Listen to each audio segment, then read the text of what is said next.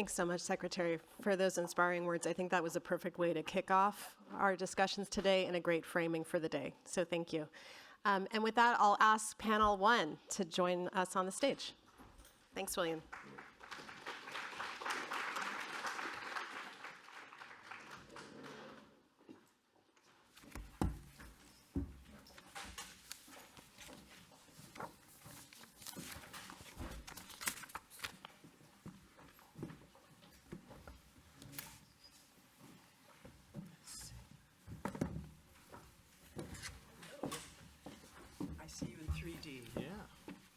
Exist in the real world.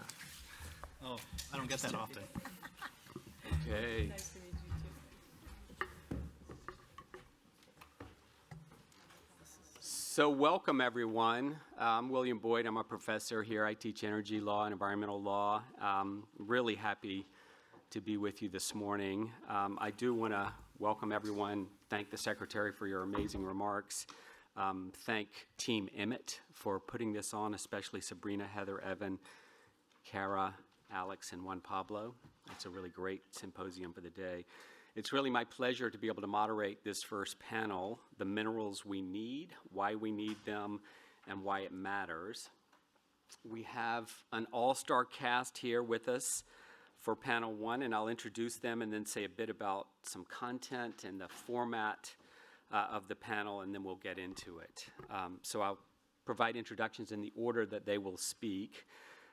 Fabian Villalobos is an engineer at the RAND Corporation and a professor of policy analysis at the Pardee RAND Graduate School. He works at the intersection of technology, economics, and geopolitics, and focuses primarily on issues of national security and homeland security, including climate, clean energy, and critical minerals. Jennifer Turner is the director of the China Environment Program at the Wilson Center, a position that she's held for 23 years. In addition to work on critical minerals, she has been doing a lot of work recently on plastics, and I know we have some students here in the room that are very interested in plastics that may want to bend her ear at the break. Last but not least, Eduardo Bitran is a professor of economics at the Universidad Adolfo Ibáñez in Chile. Professor Bitran has a long and distinguished career in and out of government under President Michelle Bachelet. He served in several capacities, including Minister of Public Works, maybe 2 times, I think, an advisor to the Ministry of Finance just once, and the CEO of Corfo, which is the state-owned company that manages all Chilean lithium. So our job... Does that mean we have to stop? What? Our job this morning is to provide an overview of critical minerals and the so-called clean energy transition. What's the state of play on major drivers of demand? What are the key minerals and technologies? How is this all affecting geopolitics? What does this mean for the major producing countries and also for the communities and the environment? That is, how do we think about critical minerals in the context of a just transition, which I think the Secretary's remarks really pointed us to. And of course, the whole point of this symposium is that the so-called clean energy transition is deeply implicated with extractive economies, new and old, all over the world, much of which begs the question of whether clean is an appropriate term to use at all. We want to do 4 main things in this panel, this first panel. We want to give you an overview of key technologies, minerals, and policy drivers, as well as the geopolitics of critical minerals. That's Fabian's job, and to some extent Jennifer's, actually, and Eduardo's as well. Second, we want to understand the key role of China in the global political economy of critical minerals, a topic we will come back to in some of the other panels as well. That's mainly Jennifer's job. Third, we want to understand the key challenges and opportunities facing key supply-side countries like Chile. That is Eduardo's job.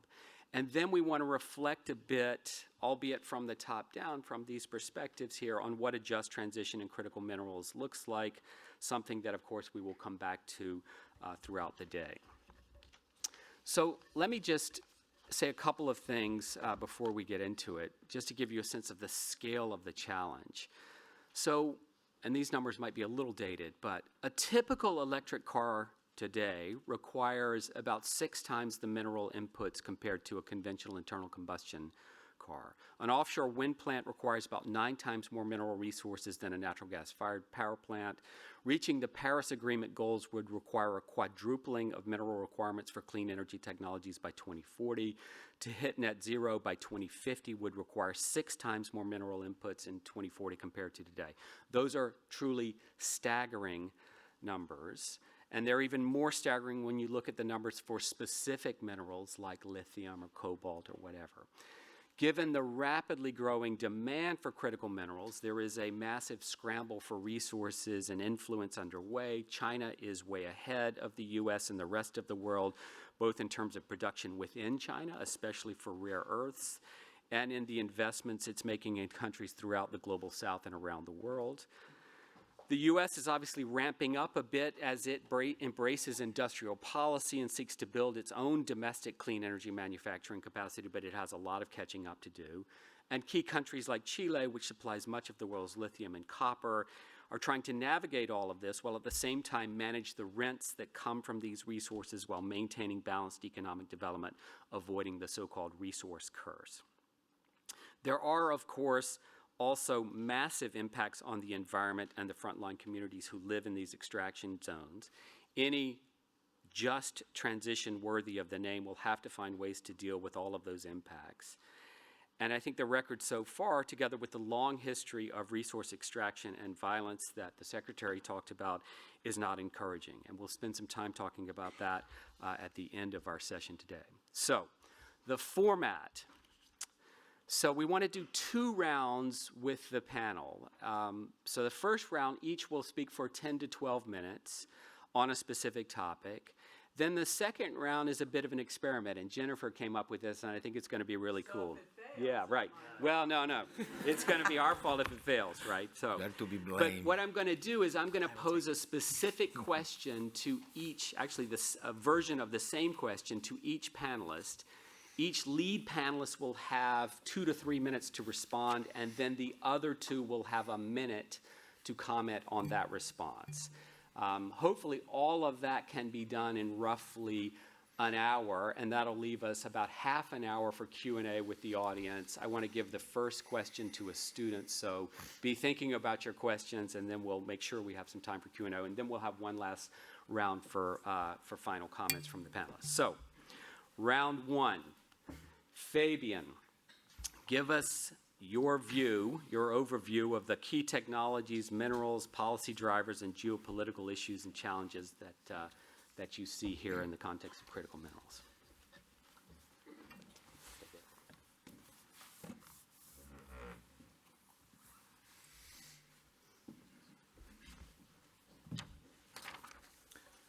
Testing. Okay. First of all, thank you, UCLA Law and the Emmett Institute for inviting me to speak today. I'm very honored. Again, my name is Fabian Villalobos. I am an engineer at the RAND Corporation and a professor of policy analysis at the Pardee RAND Graduate School. I come into this space from the engineering side. My background is in material science and chemical engineering, and I previously worked in the lithium-ion battery industry in startups. So I'm a technologist by training. Since transitioning to policy at the RAND Corporation, I've worked pretty hard to become a pretty bad economist. After today, I think I'll have to work equally as hard to be a pretty bad lawyer as well. Being on the first panel and being the first panelist to speak today, I think I have a responsibility to put critical minerals into a context and to shape some of your thinking for today. I'll try my best. On the first panel, we're talking about the minerals we need, why we need them, and why it matters. But to me, this is a bit backwards, and we should start at the opposite end by talking about why critical matters first. So excuse me while I jump around a bit between the 3. Let's start at the beginning. What are critical minerals? They're in the news. They're the talk of Washington.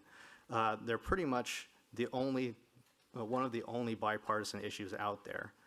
Countries around the world have released strategy documents detailing how they will solve their problems with accessing these critical materials, or how they'll leverage their own critical minerals within their borders.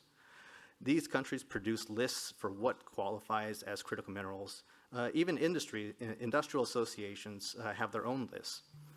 Every think tank in Washington has its own report on what the U.S. government should do, and countries around the world are banding about to be leaders in the space. So what are they? Generally, these are mineral commodities and intermediate chemicals critical to economic and national security. But that's still pretty vague. I could point to this periodic table and show you which 50 minerals the U.S. Geological Survey has decided are critical according to their methodology. But I believe one of the best ways to define a critical mineral is by describing the challenges of their end. Among those are a high concentration of supply and suppliers in the geographic sense, in the country level sense, and in the firm level. This concentration increases the risk of a disruption to supply, whether due to natural causes or man-made. These mineral assets, like mines and processing and refining facilities, are hard to turn into cash on hand, meaning that there's little liquidity in these markets. Critical materials markets are subject to a large swing in prices, increasing and spiking in 1 month and a year later dropping substantially, and in the process putting upstart companies out of business. This in turn deters investment into the space. There are certain market actors with monopolistic and monopsonistic power who use this power to coerce other nation states to geopolitical ends. Finally, the mining and chemical industries have a poor track record in creating sustainable economic, environmental, and social impacts to local communities. Hence, they have a poor public perception. But at the heart of it, what makes a material critical is deep uncertainty about the ability to access the supply at a fair market price. So why does it matter? Well, let's take a step back and ask the question, why do we care about supply chains? If it weren't for a recent temporary setback, most people probably wouldn't care about supply chains at all. Of course, that temporary setback was the COVID-19 pandemic. Almost every product was affected in some way, and that means that almost every consumer was also affected. Disruptions in supply chains can lead to cost increases, delays, and competition for access to resources. We have taken this for granted, but this is no longer the case. To ensure we have access not just to consumer goods, but to medical, agricultural, military, and other supplies, we need confidence that suppliers will be able to provide these goods. Of course, among those goods lies technology. To build technology, specifically hardware, we need material inputs, and at the end of these supply chains lies a mine. But technology will not remain agnostic in this context. Because technology lies at the heart of our climate concerns and solutions, at the center of economic growth in the 21st century, and the key to many military capabilities, technology is a focal point for global collaboration, coordination, and competition. There are, of course, many technologies belonging to one or more of these three. But the essential technological capabilities are the ability to move, to compute, to sense and communicate, and to deliver power and energy. These are represented in the middle of this slide by electric motors, microchips, satellites, and rechargeable batteries, respectively. To manufacture these technologies requires critical minerals. Let's take electric vehicles, for example. To build an electric vehicle requires all four. Batteries use lithium, graphite, cobalt, nickel, copper, aluminum, and manganese, and more. Electric motors require rare earth elements. Microchips require silicon, gallium, germanium, tungsten. Sensors require much of the same. If you have all of these, you can build an electric vehicle. And of course, electric vehicles are important for reducing carbon CO2 emissions, and important to keeping a country with a large auto sector competitive in the global economy. The national security industrial base needs these technologies too, but because of their small composition, and their consumption is low compared to the civilian marketplace, and this relegates them to market watchers rather than as large participants. And so the economic concerns, as well as that are driven by climate concerns, drives the market activity.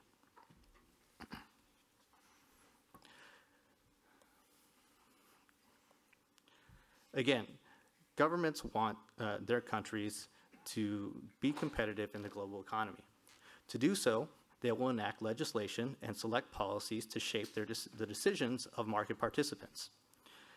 An excellent example is the Inflation Reduction Act, the largest source of funding towards infrastructure and climate goals in history.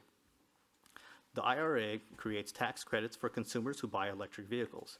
However, the limitations in the law shape behavior in the private sector. Requiring electric vehicles to be built in the United States has driven investment into the country from overseas. Requiring batteries and critical minerals to be sourced from countries with free trade agreements limits the countries that qualify and irks the United States friends who do not have free trade agreements. The other requirement is that batteries and critical minerals not be sourced from foreign entities of concern. This includes China, Russia, North Korea, Iran, and violent extremist organizations or terrorists. The problem is that many parts of these critical mineral supply chains are deeply embedded within China. So let's talk about critical mineral supply chains. Generally, there are 4 nodes in a critical mineral supply chain. Extraction, which takes raw material out of the ground. Refining or processing, that takes that raw material and turns it into a value-added chemical that is a critical input to component manufacturing. Of course, the next is component manufacturing, followed by the integration of those components into a larger system or product. For electric vehicles, this starts from lithium salt from Chile, processed and sent to China to make lithium-ion cathodes, which are integrated into battery cells, further integrated into electric vehicles all over the world. Like we discussed earlier, there is deep uncertainty about the abilities to secure these minerals at fair market prices. That is due to risks like the lack of diverse suppliers in the extraction and processing nodes.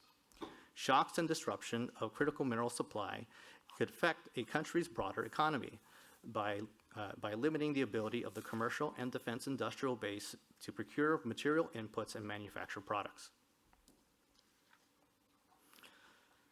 So we have concerns about disruption, but there are other concerns as well. That includes environmental, labor, and governance issues, whether it is mine tailings or chemical waste leaking into local water supply, whether it's the use of forced Uyghur labor, or corruption. The demand for technology to solve global issues like climate change or national issues like economic competitiveness will have local effects, not just in developing countries, but domestically as well. And the secretary beat me to the punch by including a couple of these numbers, but for emphasis, I'll repeat them. 97% of nickel, 89% of copper, 79% of lithium, and 68% of cobalt reserves and resources in the United States are within 35 miles of indigenous reservations.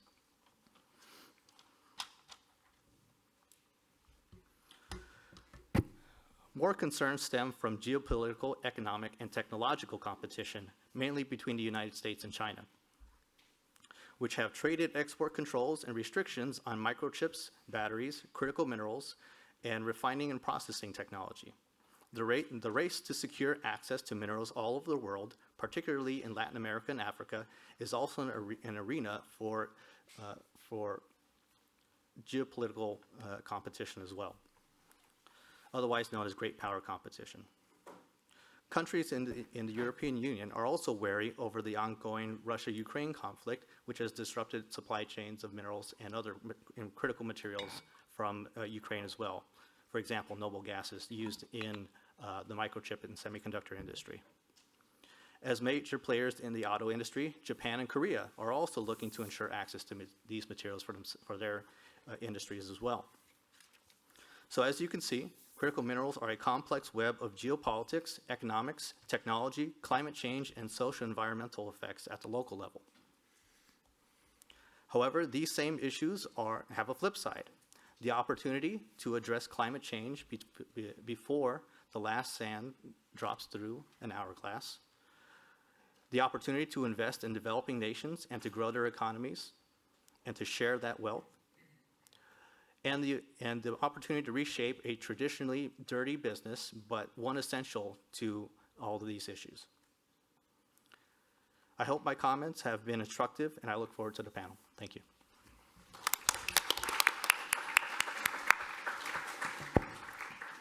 Thank you so much, Fabian. I'm pretty sure that's the first time the periodic table has been projected in this room.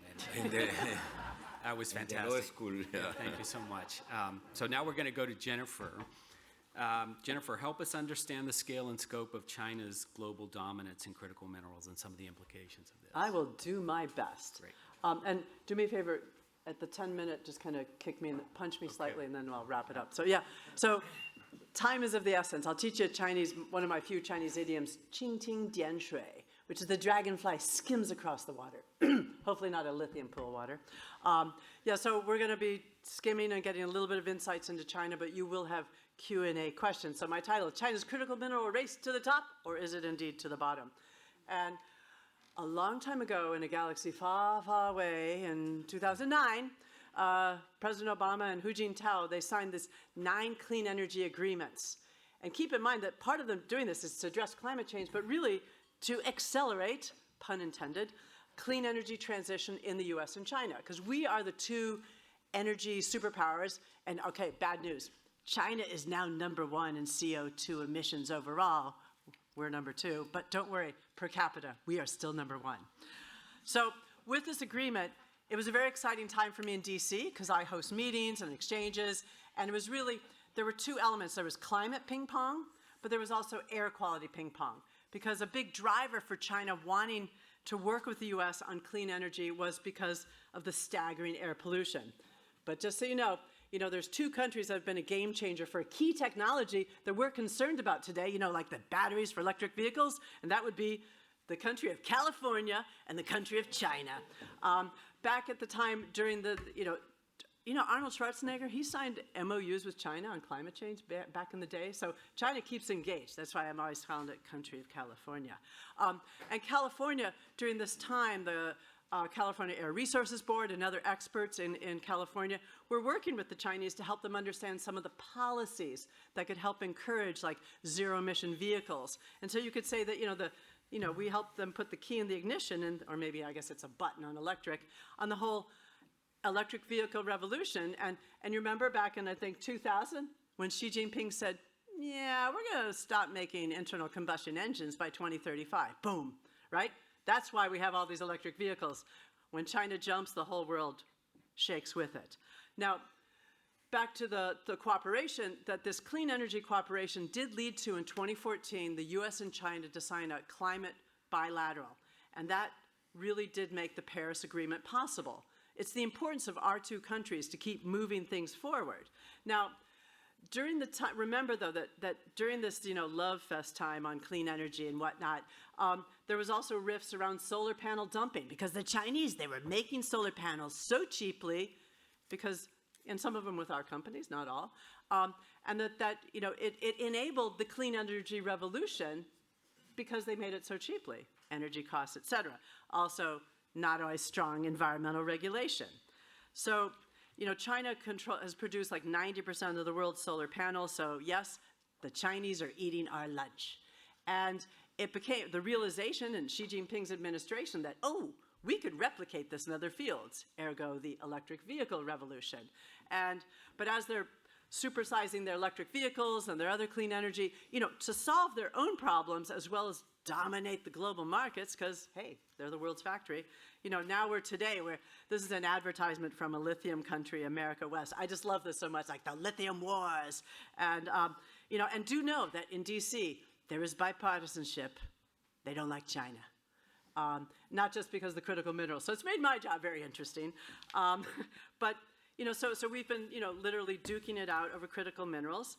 And so about their dominance. I mean, in Washington, they clutch their pearls, oh, the Chinese dominate. And it's like, well, guess what? They started investing over 20 years ago. Everyone here has a cell phone, a computer. The lithium and other minerals in it, it came from Chinese, they invested in the mining, they invested in the processing, because where are our phones made? You. Right here. Well, no, made in China. Oh, yeah, China. Yeah, Right. so got to make sure that your moderator is paying attention. I was looking at your chart. But so look here, so just thinking of the solar PV panels, look, China, 80% of polysilicon, they have controlled that market, because they needed to become, the star of the show. So China, guess what? China has won the race for critical minerals. There should be no question on that. So it was like the state-owned enterprise companies. But what's really interesting to me, they're investing, they're mining, they're doing the processing either somewhere else, also a lot in China, as Fabian mentioned. But what I find really interesting is that the Chinese electric vehicle companies, some are state-owned, some private, but a lot of the battery makers are private. They're also concerned about making sure that they've got the supply chains, so they are investing. They have shares, like BYD and these other companies, they've got big shares in mining and processing in countries around the world. And one of the continent of Africa has been a big target for a lot of this investment, both by Chinese, SOEs, they get good loans from their banks. And in the continent of Africa, the Chinese really, they got ahead in the mining because in the 2000s, the US and the Europeans sold their mines to them, because they saw this as pretty risky, dirty business that we've pretty well established today, and so lowering their risk. And so when, on the next panel, I've got Zhang Jingjing, wave your hand to everyone so everyone will know you. She came and gave a Halloween, one of my early on, big live talks in DC, and she brought 4 of her colleagues from Africa. They're watchdogs on critical minerals. Can I give away that? Jingjing goes around suing Chinese companies for polluting around the world. I'm your trailer. She's my best buddy. So these NGO activists from Africa were saying, like, hey, you guys gave up on us, and now you're complaining that the Chinese are polluting. So where to go next? Now, again, remember my little dragonfly, Qing Ting Dian Shui? I'll have you test on that phrase later. But another big country where China has been investing for many years to help, Indonesia has the largest nickel reserves in the world, and the Chinese were investing, and then the Indonesians were thinking, well, wait, I don't want you guys to eat my lunch totally, so we're going to also start processing. And so, they're trying to move up the ladder, and I think that it was a good point by both, well, a number of you here, Fabian, you said that, we want to make sure that the global south, they can climb up the ladder, that they're not just our resource supplier, and we leave, oops, we left our pollution behind. And so I find it fascinating that, Indonesia grabbed the bar. So I don't want to be negative, but I mean, again, we are late, the US and its allies, we were late to the barbecue. And now the big question that's being debated in Washington, and you guys are thinking about, and you should ask us questions of all the panelists today, like, what can we do? Well, we do have, there's challenges to starting the mines here because of social and environmental issues threatening communities. But there are some opportunities that, it sounds, because I do a lot on environment, thinking about recycling the tsunami of old batteries and solar panels and more. Like, in this, how many phones have you owned in your life so far? I'm not answering any more questions. Okay. But we all have this question. I'm the moderator. I know. But okay, Apple and all these companies, when they designed, I'm going to wave his cell phone. This was not designed to be recycled. It's very difficult to recycle. So sorry. So we need we need legislation and rules that are going to push the Apple and folks to design products that are easier to be recycled, because we could extract these. We could do what's called urban mining. I mean, you shouldn't be mining in the landfill, hopefully before you divert it. But we have to be realistic. We've never been good about, even recycling our plastics. Where did we used to send a bunch of our plastic waste? China, until they said, stop it. So, we have challenges to kind of do some things to innovate here in that way. Big push that you'll be hearing more of today. The Biden administration, they're building these partnerships with other allies, to friendshoring the technologies, to try to set up stronger global standards of due diligence. Again, in theory, to help the global south so that they're not left holding the bag, and also to set standards so that the Chinese have to comply to. Fun fact, no matter what kind of investment the Chinese companies do overseas, the official policy is we will obey the environmental and other regulations of that country. While at home, China they've made lots of progress on cleaning up technology, their pollution control policies, better enforcement, environmental impact assessments. It's not great. I'm looking at Alex Wong. He's like, they're not great, right? But it's better than it was. But they're not taking some of the good practices that they're developing at home over to China. And also, there could be ways of, helping the mining watchdogs in the global south to do better. And in fact, there's a lot of international U.S. NGOs that have also become part of the watchdogs. But it was so funny. China, it's like, in The Hobbit, the dragon, he had everything, right? Well, the rest of the world is trying to come for critical minerals, so they're fighting to maintain their dominance. They're buying up more lithium mines. When there have been policies by the U.S. and their partners about, holding on to chip technology, trade war, we're seeing China starting to weaponize. That's the big line in D.C. They're weaponizing their dominance of critical minerals with export restrictions. That's a challenge. There's also, in China, they have new domestic mineral resources law because they want to mine more at home. But I lived in China many years ago in the province of Yunnan. That has the most ethnic minorities of any province. Guess where most of the mining takes place for this in China, right? In Yunnan province. And so they're starting to mine more, and mining has always been a dirty business, and with this push we got to stay ahead, that maybe they're not being as well enforced. And also they want to push, do you guys know about sodium ion batteries? You heard about it? Yep. And guess what? US, we control 90% of the reserves of soda ash, which is used for that.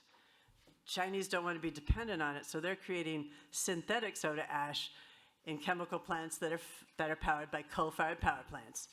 How clean is that? Is it my time? You're at 10, yeah. I'm at 10, then I got just 2 more slides, great. And, drum roll please, the Chinese also want to dive into deep seabed mining for critical minerals.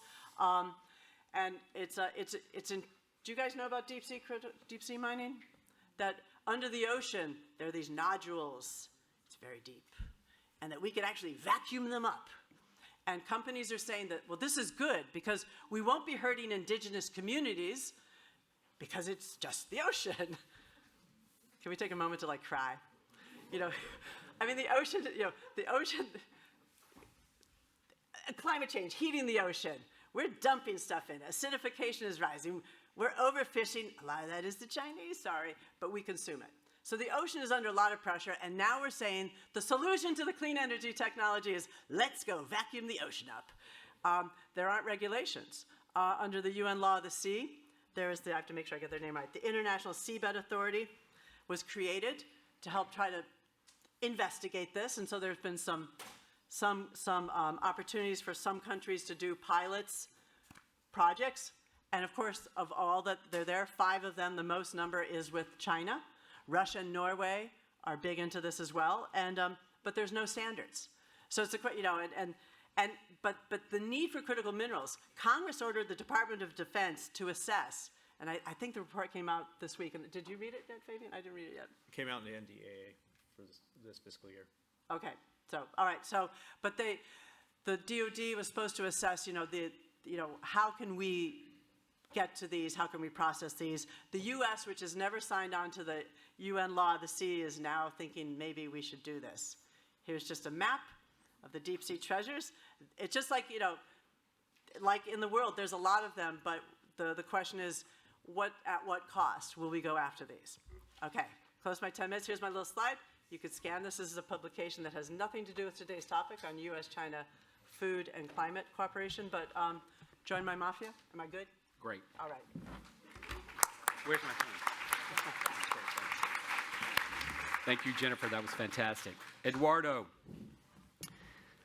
So Chile is a critical mineral superpower dominating global production of lithium and copper. Chile has also developed some innovative approaches to managing the rents that come from these resources in order to ensure balanced economic development. How did you do it?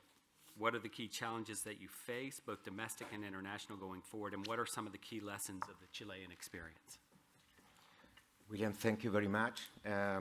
Thank you to the Emmett Institute to invite me to share our vision on, from the perspective of a resource-rich country like Chile. Well, we believe that energy transition and climate change offer some opportunities to Chile. And that's why we are working, to improve governance and to generate more benefit to our society. First, we are number one. You see that there in copper reserve of the world. And when we talk about facing climate change challenges, one of the key elements will be the electrification of energy. Then copper will be needed, and there are estimates how much will have to increase, which will put a big pressure on the supply because it's difficult to develop copper mines. Also, we have 36% of the lithium reserve of the world. And we have in salars, we extract brine, and probably have the lowest cost of any country.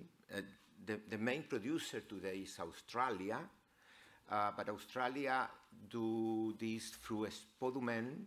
It's a mining product, have all the problems of mining. The salars also have some challenges. Why we have an opportunity? Not just because we have this huge reserve and significant production, but because we have the best solar radiation of the world in the Atacama Salar, where at the same time are the reserves, the deposits for the minerals. Then we have the opportunity to take advantage of our energy, clean energy resources, to change the way we produce lithium, copper, and to go into a cleaner scheme. We have done also a significant effort to increase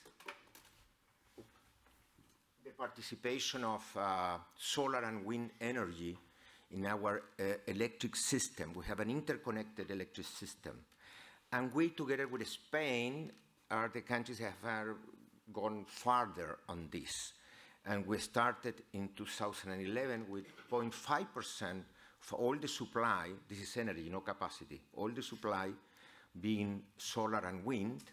And in 2023, last year, we reached 37%, which is wonderful because together with hydro, then we were able to have 60% of clean energy in the system.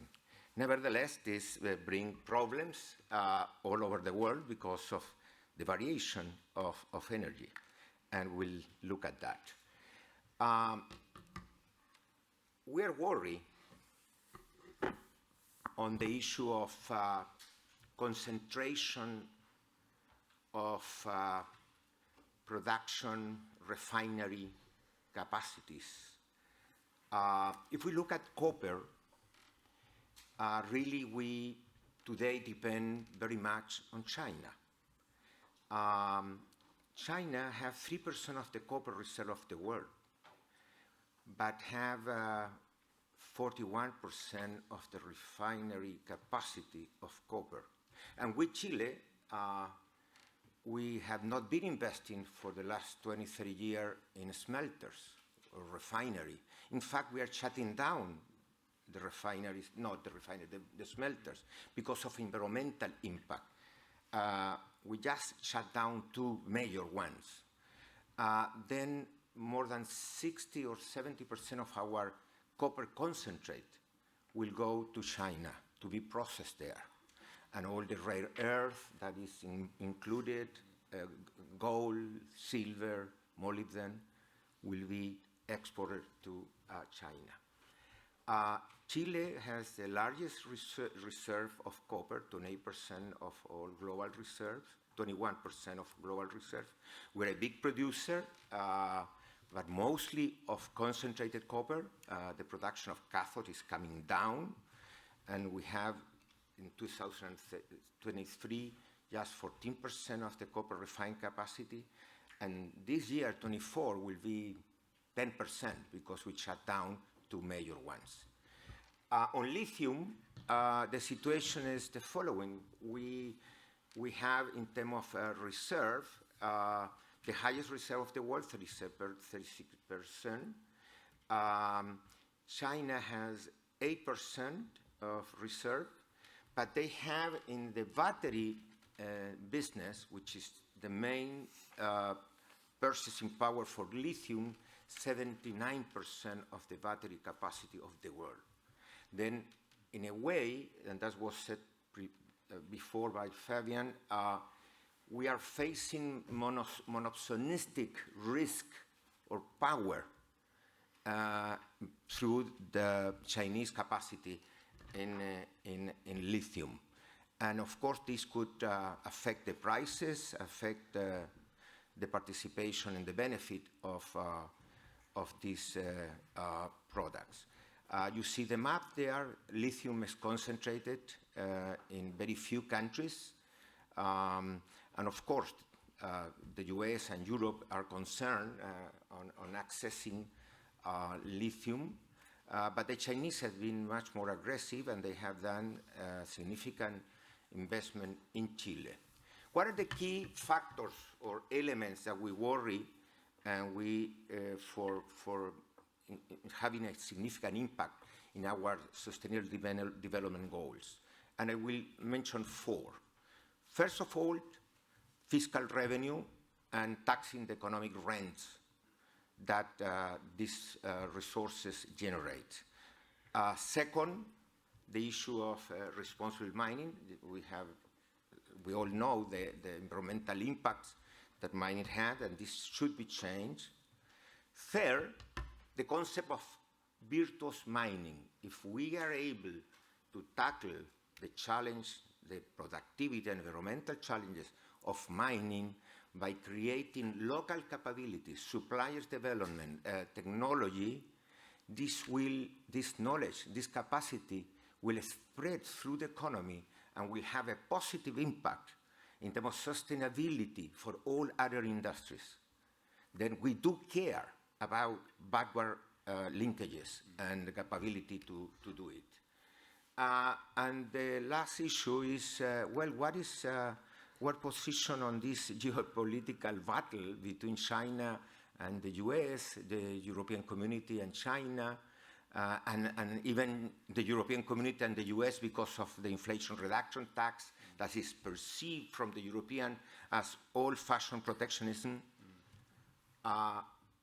We have to be smart here, and we have to leverage these geopolitical factors in order to obtain benefits. First of all, diversifying the demand of these critical minerals, but also being able to develop technology, innovation, science that will allow us to do a more sustainable or have a more sustainable system because mining is not sustainable because it's the resource that will be extinguished, but we have to worry about the territories. Let's look at the first issue. How many minutes do I have? Yeah, I have a few more. This is a key element, fiscal revenue. It's important to make a distinction between Schumpeterian quasi-rents that companies obtain through innovation, then they will have the right to appropriate most of it, and that's the incentive to innovate, from what we call, the economists call the Ricardian economic rents. David Ricardo studied from agriculture that there are lands that are superior than other lands. The price are determined by the marginal lands. Then there is a huge rent between the price and the cost of the average cost of the better lands. We have the better resources, the cheapest way to produce it.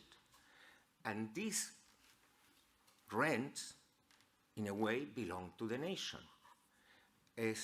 When we talk about rents, we are talking about return in excess, in addition to the payment of capital that is required.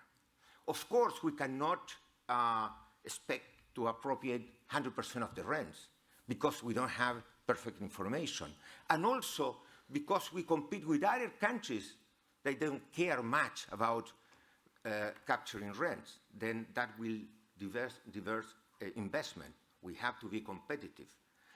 And what we have done, I have the possibility to renegotiate the lithium contracts between 2016 and 2019. We just have before a 6% royalty, similar to other countries. And what at that time, the price of lithium was, lithium carbonate, $6,000 a ton. But we knew that EV market was growing very rapidly. We saw the supply with limitations in terms of the growth capacity. Then we had the expectation in 2015 that we are going to have situations where supply and demand will not be, matching, and prices will skyrocket, will go to the stars. And this happens. But what we did at that time, 2016, we put a royalty scheme that have incremental marginal rates, where the maximum rate over $10,000. At that time, $10,000 per ton of lithium was a lot.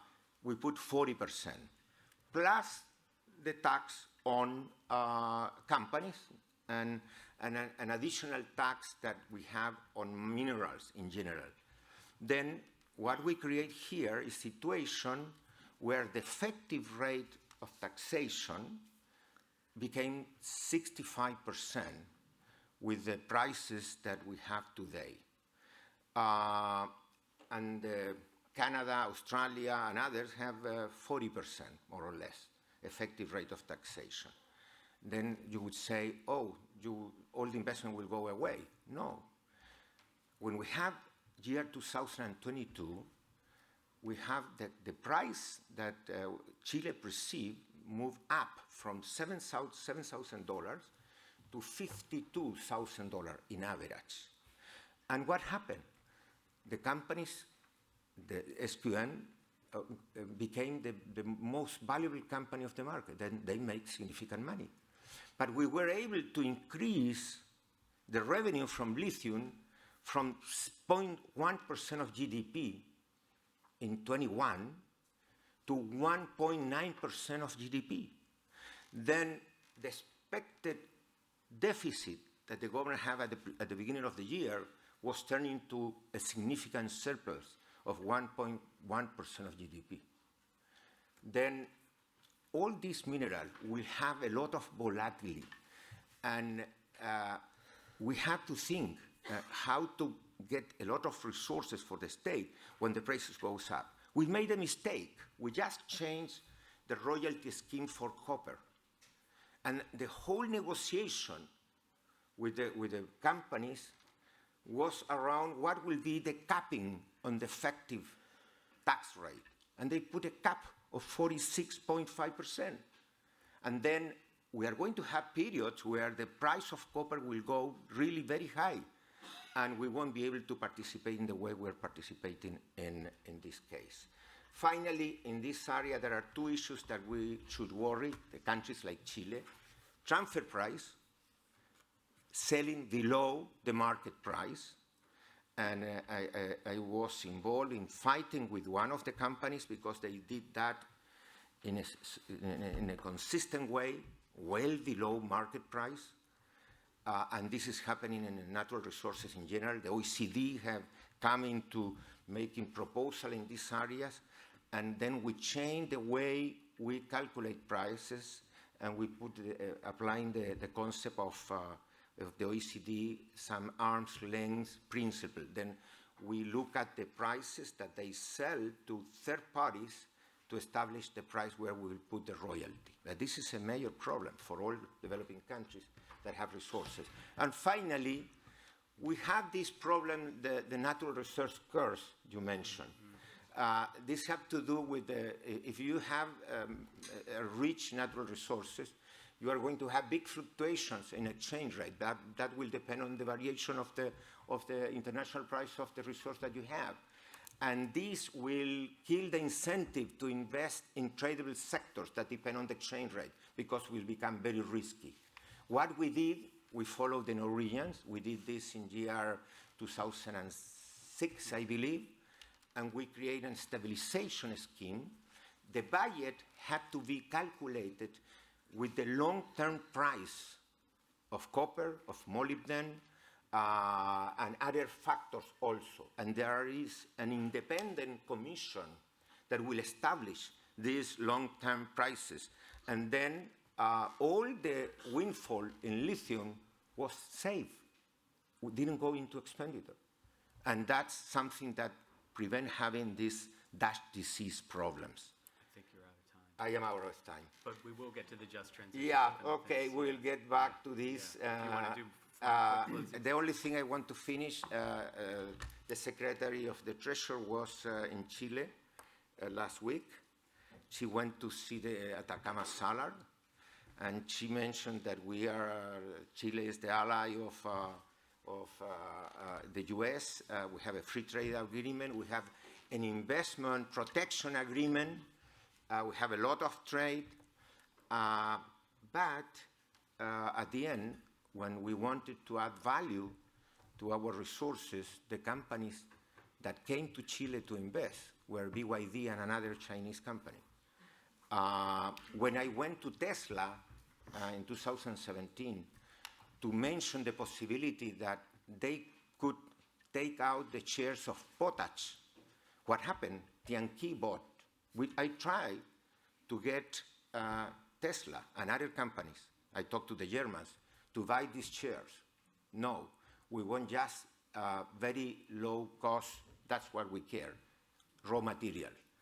And finally, and I finish here, we were concerned with Tianqi, the main player, to take over SQM, the second largest producer of lithium. Why we are concerned? We have nothing against China because of the big power they have in batteries, 79% of the market. Then the monopsonitic power. And if they control SQM, that would be a problem because they also are partners of Albemarle in Australia. They had the Greenbush, the biggest mine in spodumene. And then we'll have an interlocking of 75% of the market. And this in the US will be forbidden. They will force a divestment. Then I decided to go to the antitrust Chilean system and ask for the intervention to prevent the investment. I knew that Chile cannot do this really very significantly because the power of China and other issues was huge. My expectation was, and I did connect with the Department of Justice and with the European, is that the Western countries will take this as a signal and they will enforce the Clayton Act, for example, in the US. Nothing happened. Thank you.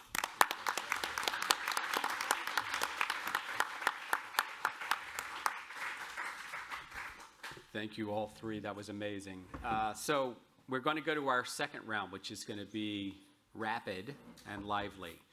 And this is how it's going to work. So we're going to talk about different perspectives on what a just transition in critical minerals might look like. I'm going to ask each panelist a specific question on that. They will have 2 minutes to respond, and then each of the other two panelists will have 1 minute to comment on that response. So fingers crossed. I hope this works. I've never done this before.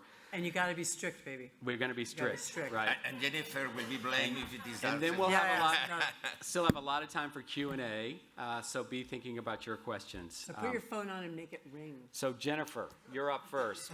You have 2 minutes, right? What is the most important thing China should do regarding its approach to critical minerals to ensure a just transition? 2 minutes. This is a tough one because China, as I'd already mentioned, when they go into countries, they obey domestic laws. But I think that they need to look back at, in 2014, China declared war on pollution, and that was in response, in great part to, they were choking on the air. People were protesting. And I kind of see that in China was part of their own domestic kind of a just energy transition, moving away from coal, going to electric vehicles, enforcing their pollution control laws. I think they need to make jumping back to overseas investment, they need to make their green BRI, the Belt and Road Initiative guidelines. They shouldn't be guidelines. There needs to be some actual, instead of voluntary measures for companies, there needs to be actual monitoring and requirements. But it's very tough. The Belt and Road, it's everywhere. Hard to enforce. But there is, in many projects, no transparency, no due diligence, and we've seen a lot of the results. We get our batteries in our phone, but we left our pollution in the countries where China has been mining. I think that, one promising sign is that in 2021, Xi Jinping did declare that China would stop building coal-fired power plants overseas. I know that's not a critical mineral, but the idea that they did something big, and there is some advantage, environmental authoritarianism. If they make the decision, maybe it will happen. I did it less than 2. Yes, you did. We'll take that time, though. Thank you. That was great. So, Eduardo, 1 minute. No, 2 minutes. 1 minute. You No, get one to you get your 2 minutes next. Yeah. Only one now.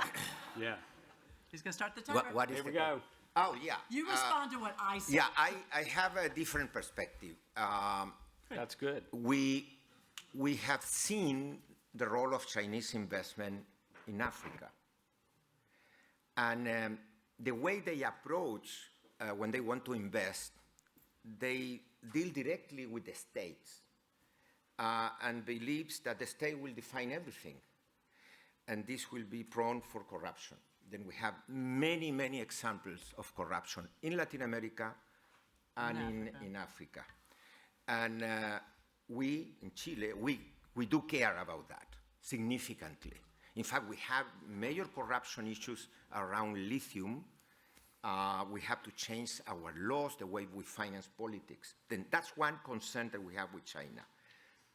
The other concern is basically, the market power that they have. Then we prefer to be more diversified. I would like to have the Europeans, Korea, Japan, involved. Not because we don't, okay. Diversification of demand, and China will not help on that. So Okay. it takes 2 to tango. We're with the Chinese, Now, but we need more Fabian, dance partners. Fabian, you have a minute here to respond. I think it's already on. Is it already on? Yeah. Okay.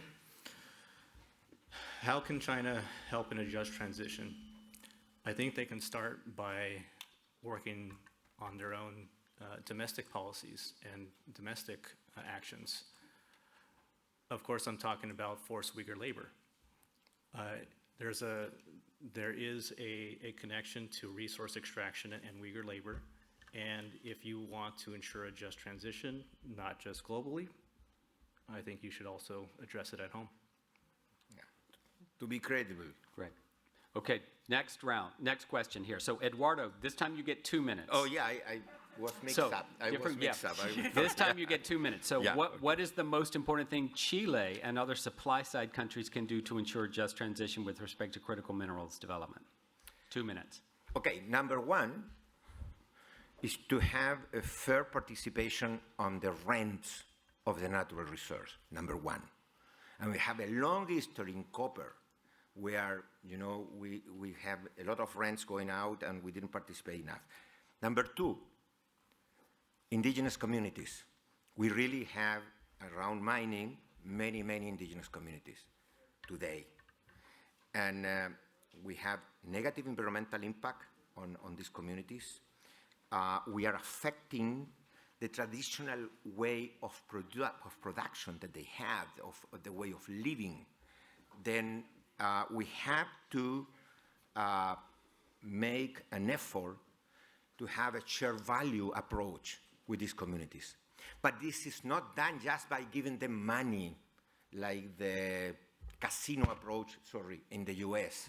I went to the Cheyenne and Crow in Montana. There is a coal mine, and they receive royalties. But the social fiber is completely destroyed because they use that for consumption. That we should worry about how these resources are going to be used. We have to work with the communities, with the life plans that they have to build to create a sustainable way of living. And finally, we should care about the next generations. At some point, copper will not be there, lithium the same. What will be left there? We had that experience before with other minerals. Then we have to develop technology, knowledge, suppliers that will turn them into exporters, for example. Look at Sweden. Sweden have a huge export of capital goods for mining, but they have almost no mining now. And Australia is doing the same. We have to do that. Perfect. Time. Okay, that was great. Fabian, 1 minute. Social credibility, I think, is one of the key issues here, or one of the key enablers.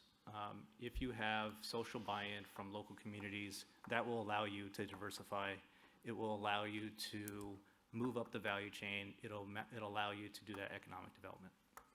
Great. Jennifer. Different topic, but recently, China and Brazil, they've had some bilaterals talking about the deforestation related to agricultural commodities. And there appears to be a little bit of traction there. And it's because the Brazilian government and the Chinese government came together and cobbled something together. And there are NGOs in China and elsewhere that are watching. And I was kind of curious, maybe comment in the Q&A, what's the Chilean government doing? Because again, China will, in theory, obey local laws, but do the tango with China in terms of critical minerals and bringing in other voices, cracking open the transparency in the whole mining and processing that's happening in these host countries. But I'll be particularly interested later to hear, can you guys lead the charge on this with working with Chinese? Okay, question number 3. Fabian, you get 2 minutes. What is the most important thing the United States can do in its approach to critical minerals to ensure a just transition? Working with key allies and partners across the globe is key. The United States has resources and reserves, and this is true. We also face a lot of internal barriers, whether they're social, legislative, or otherwise. And so if you want to be realistic about meeting any timelines to reduce carbon emissions, you need speed. And at the same time, you don't want to depend on the current industrial base, which is primarily dominated by China, who has all these environmental and labor issues that come with their practices in their country and elsewhere. So the U.S. needs to leverage its allies and partners across the globe to include traditional ones in developed countries, but also those in developing countries as well. Great. Jennifer, you get 1 minute. Don't leave China out in the cold. Because China needs to be brought in too into these conversations. It's true. During the Obama administration, I think the most fabulous kind of bilateral creation was the Clean Energy Research Centers, called the CERCs. There was one on building energy efficiency, cleaner coal, one that my project inspired called Water Energy Technologies. And what it was, I'll give you the building energy efficiency example. It was at Lawrence Berkeley National Lab was the national lab partner, Ministry of Science and Technology in China. There were US and Chinese companies. There were US environmental NGOs like World Resource Institute and scientists that were working together to develop building energy efficiency technologies. They also looked at, lawyer people in here. They had lawyers there talking about how can we have joint intellectual property rights on these things we're developing. And so it was a unique model of NGOs, government, and businesses working on clean energy technologies. A Clean Energy Technology Center for Critical Minerals. Work with the Chinese. Okay. Eduardo? Yeah, minute. it's nice what Fabian said, but in practice, the Inflation Reduction Tax is hurting Chile. It's creating investment diversion. We were leaders, and we have the best resources to develop green hydrogen. Myself, I was involved through Corfo in the promotion of foreign investment. There are many. And they developed the capabilities in Chile. And this company, I have talked to the CEOs of this company. They say, well, with the tax reduction or the credit that I receive, there is no way to continue in Chile. I move to the US. Then if you talk about synthetic fuels or you talk about ammonia, the two big projects, now they are in Texas. Then, and that's the same thing is happening with the Europeans, but the Europeans respond. We don't have the capability. They are giving $3 per kilo of hydrogen as a subsidy to production. Our cost of production will be $1.5. How we compete? Impossible. The Secretary of the Treasury went to Chile last week. She went to the north to see the sellers. But we want to talk about value added. How the US could help us in two things: value added, and second, research and development. Because all these ecosystems are complex, and we need to, if we want to have sustainability for the people that live there, we have to do much more research. But we didn't hear anything about that.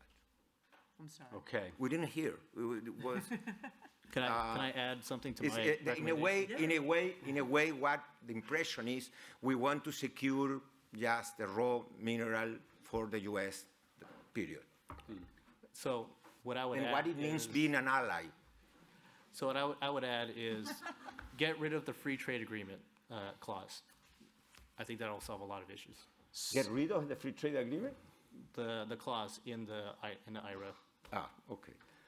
So we have about 25 minutes now for Q&A. Many issues are now out on the table. Thank you to our three wonderful panelists for this overview panel. But please don't be shy.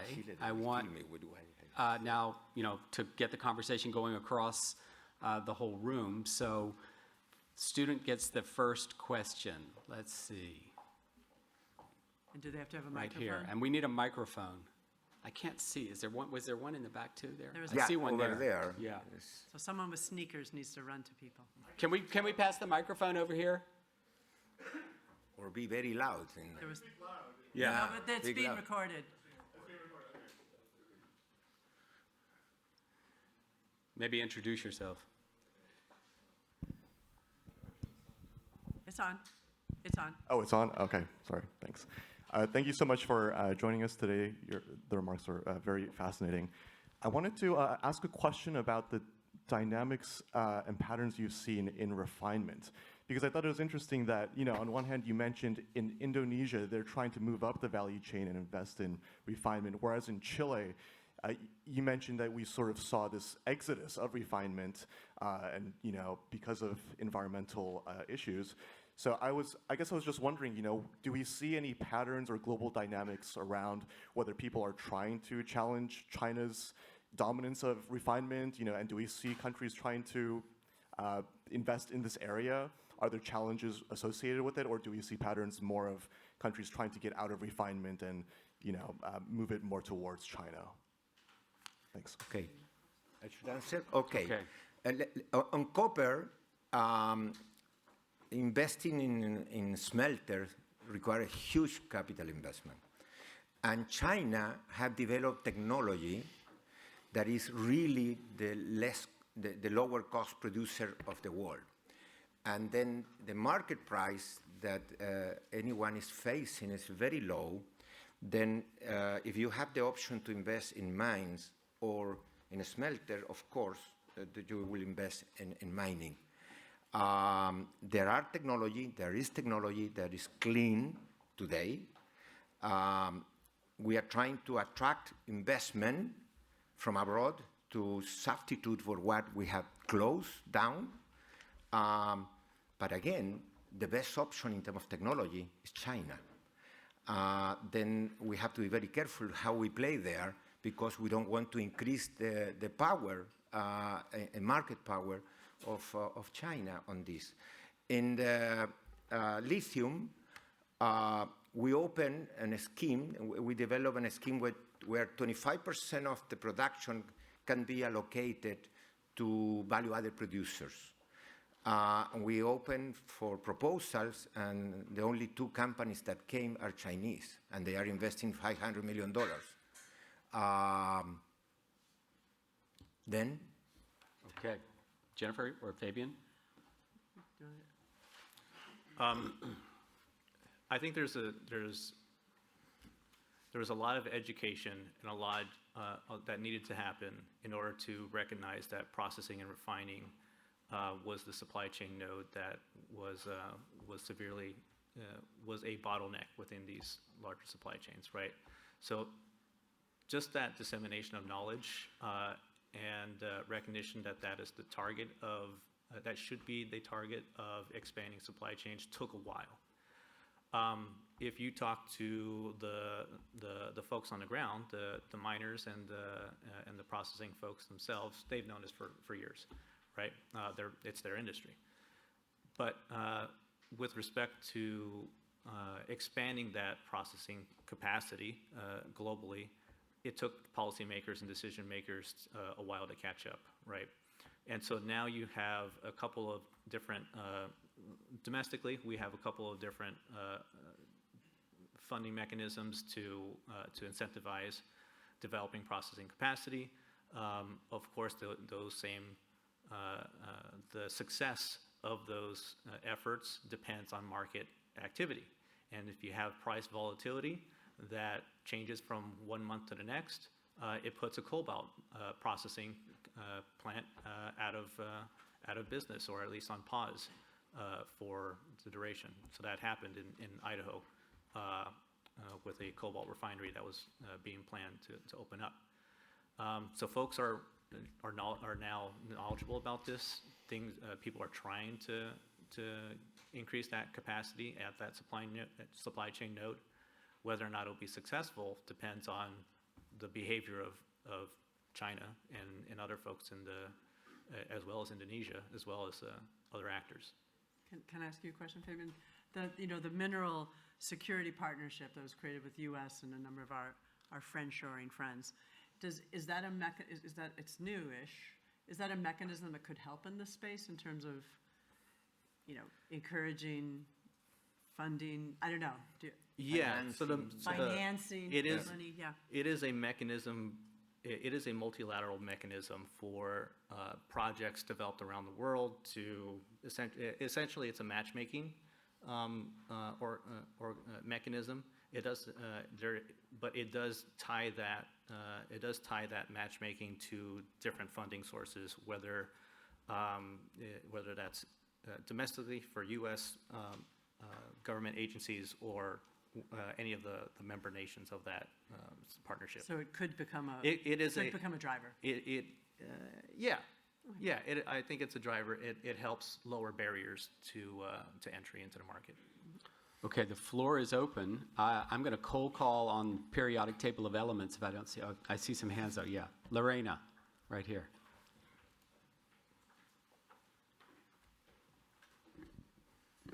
Hi, thank you, all of you in the panel. Many activities are very heavily reliant on constant investment. Maybe this is more a question for Jennifer, perhaps, including Chinese companies. They rely on constant investment. I just came back from PDAC in Toronto, and it is so obvious how desperate... I couldn't understand. That relies on what? Investment, Okay. investors. Oh, investors. Yeah, Okay, sorry. Okay. ESL here. So in Toronto right now, it's also obvious how Western companies are desperate to ensure investors decide to invest in their companies compared to Chinese companies, in theory, because that will protect sustainability. But I am not entirely sure how that is paying off, or if those initiatives have really enough teeth So the question is, what role do investors play in enabling sustainability in mining for the transition? Sounds more like one of your questions. I mean, Well, sorry. Our approach is that all these processing capabilities should be done by private sector, and for investor could play a very significant role there. The issue of financing is relevant.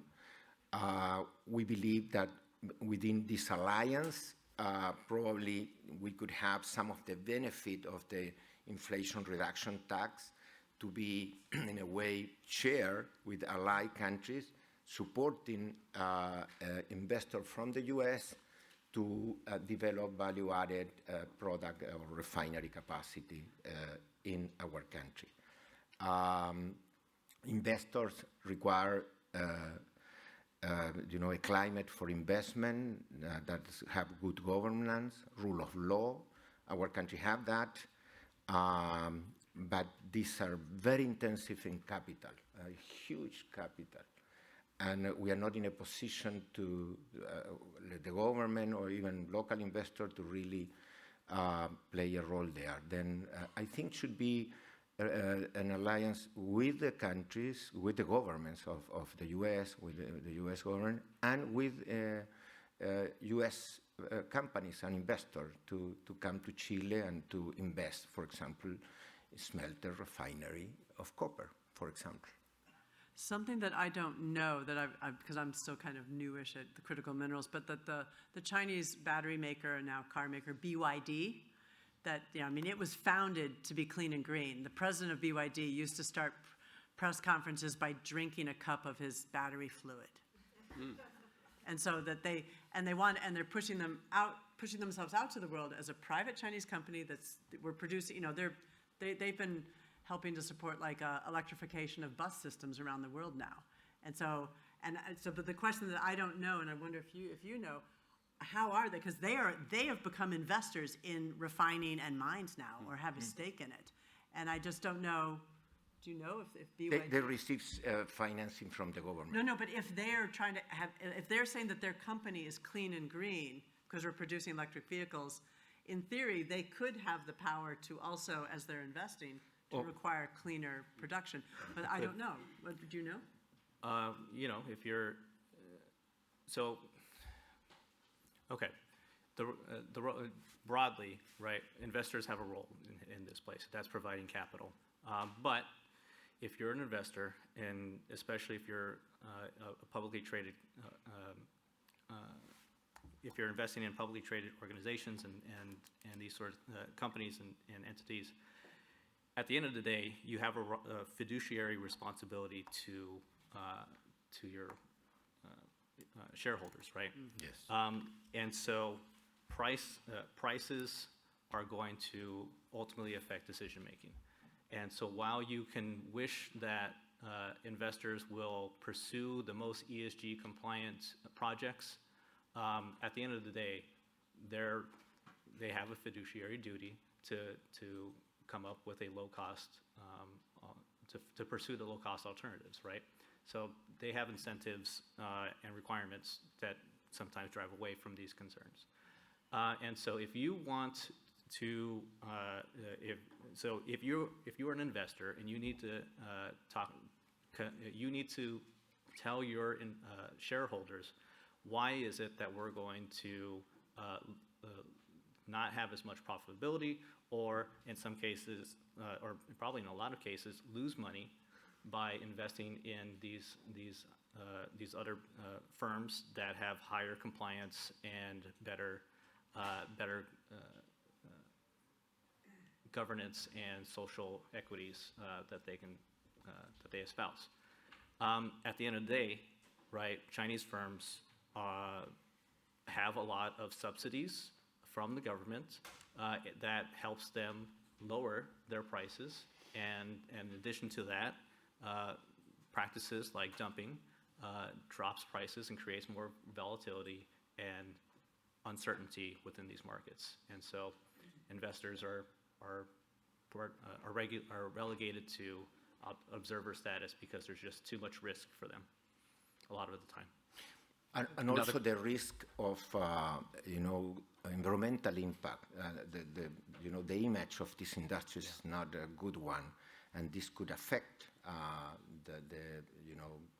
the view of the company if they invest there.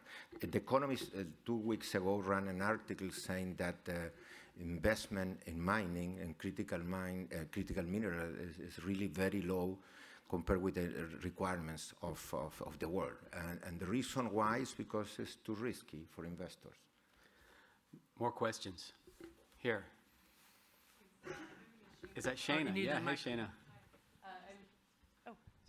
My name is Shana Potts. I teach in the geography department at UCLA. Thanks for a really fascinating panel, and I have a ton of possible questions, but I'll limit myself to one, which is, so as many of you mentioned today, we're at a moment where we're seeing sort of increasing reshoring and industrial policies from China and the US and the EU, and as many of you suggested, to a large extent, this is about a kind of competition between great power politics, competition between China and the U.S. and so on, and suggested that you'd prefer to see it done in a different way. I guess my question is, how do we sort of criticize some of the ways that these policies are being implemented without falling into what, for many of us, is an odd position of sort of seeming to champion like free markets in critical minerals and sort of the liberalization of trade and so on. Do you see, I guess another way to put that is, do you see a role for these various sorts of protectionist measures or reshoring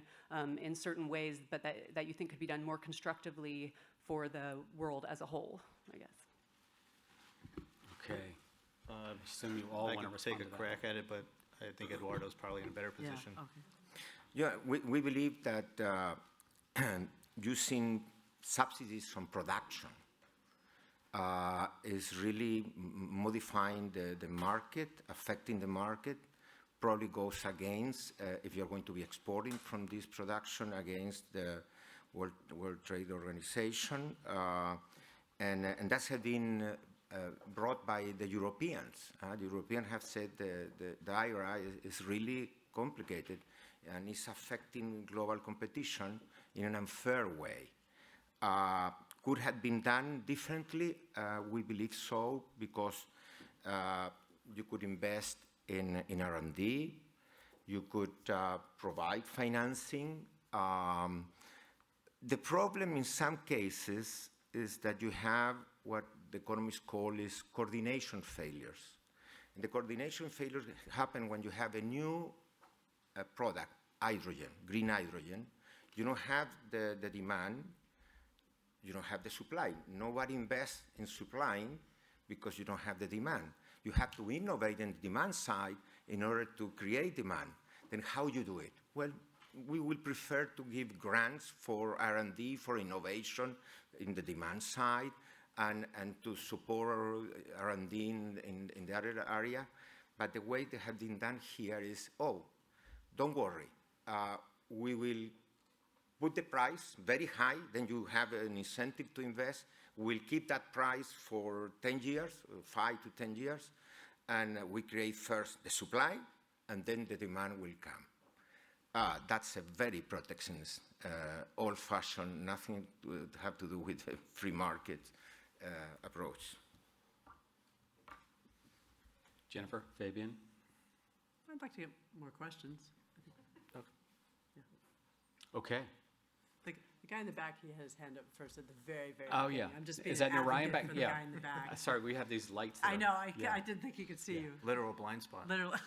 Yeah, hi, my name is Narayan. I'm a PhD candidate in IOES. I was wondering about imports of Chinese battery electric vehicles to the United States, because there was a recent article in Vox about that topic, and they were talking about how Chinese battery electric vehicles are very cost effective, but because of the protectionism and geopolitical issues, we are not really allowing them to be sold here. And so I was wondering, Dr. Turner, what you think of that issue. Oh, it's so fun. Well, they just dumped, Germany's not very happy because the Chinese, there was just a whole bunch of electric vehicles that hit the market there. Let's go straight after the Germans.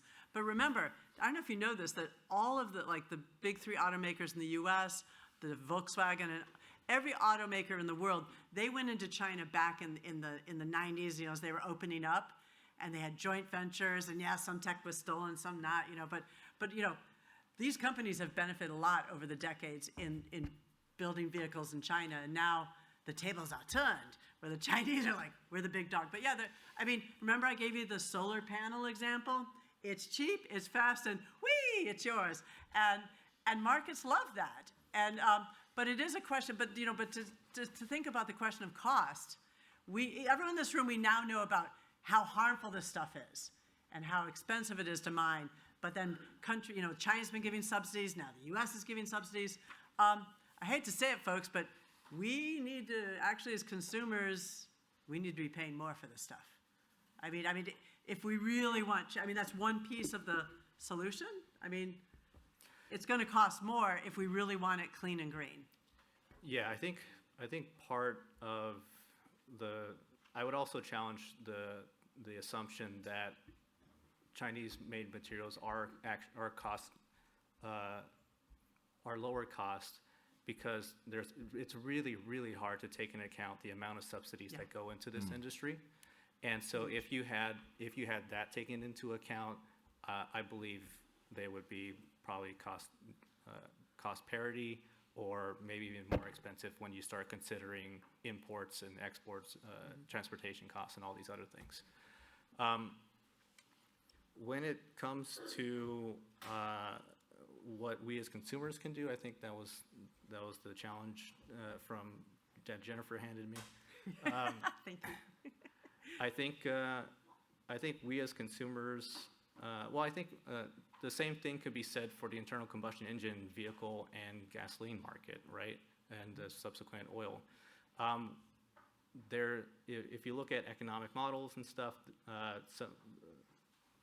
so now I'm talking outside my expertise, but it's really hard to track and put a monetary value on the environmental impacts, the social impacts, the health impacts, and all of these other impacts from the oil industry, as well as other transportation impacts. So if you could include that within the price of internal combustion engines as well as gasoline, those two would be more expensive, and then the actual trade-off or the actual calculus that a consumer would be making would be probably about a little bit more even.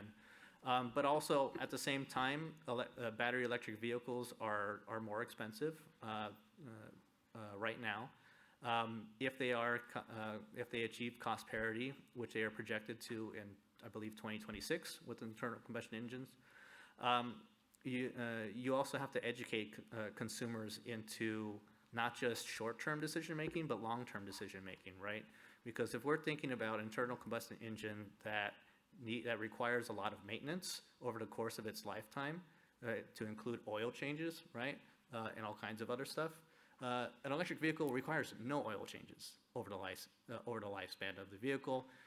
It also has much less components within it, which means by definition, less things will break over time, less times you need to take it to the dealer to get it fixed, et cetera, et cetera, et cetera. And so, but the average consumer probably does not know that, right? And probably doesn't take that into account with their decision calculus and what they decide to do, and what their choice is. And on top of that, you can add the fluctuating price of electricity to charge these things and how that factors, and that compares to gas prices and all that stuff. So it's a pretty complex decision making that you have to make if you really want to get down to what's going to be cheaper for the consumer at the end of the day. And so I think a lot of education and probably public relations, communications campaigns need to be a part of all this. Can I insert one little fact that in Shanghai has been doing an experiment to educate, to incentivize their EV drivers to kind of, we call it demand side management. Like yours, you go, you plug in your car, it's going to take a half hour, but it's a really hot day in Shanghai and the grid's not doing well, and you'll get a text message say like, hey, you'll get a little discount if you can just like come back in another 15 minutes instead of 30. And so it's just, I thought it was really intriguing that how they're kind of using a city's policy to help educate consumers on how they gotta wait longer. And you understand it because you got a discount. Yeah. So we have 2 minutes Yeah, left. but 1 second here. There is a way.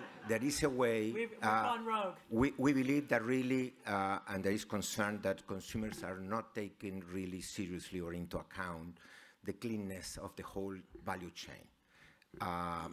We have been looking on that on copper, but there is a way to solve this. If the Europeans have gone that way, is carbon tax. Then they have, and the goal of them is have $70 per ton of CO2 in the whole European community. Well, what is going to happen? Dumping, because in other countries like the US, you don't have carbon tax. Then it will be much cheaper to produce here, and then you will penetrate the market and will destroy the industry there. Then what the Europeans did? Carbon cross-border tax. And when the Europeans announced the carbon cross-border tax, Mr. Kerry went to Europe to say, this is impossible, you cannot do that. You are affecting trade, global trade, free trade. No. You are not paying for the externalities that you are creating to the world. We, a developing country, we have a carbon tax, and we have a goal to increase that carbon tax. But here, the political economy of that is impossible. Then the US have a problem. But guess what? Guess what? This is one area, the US and China, we're united. They both hate the European carbon tax, border tax. Yeah, well, but So the Europeans are right. It's probably not a great idea to get into a discussion of carbon taxes at the very end of the panel, especially We're with an taking over the economist whole and others. conference. And we have 22 seconds left, and Okay. I want to stay on time, so I'm sorry we're not going to get to take any other questions, but our panelists will be around. I was also going to do a final round, but they kept talking and talking and talking, so we are done. But please join me in thanking our panelists for a great first panel.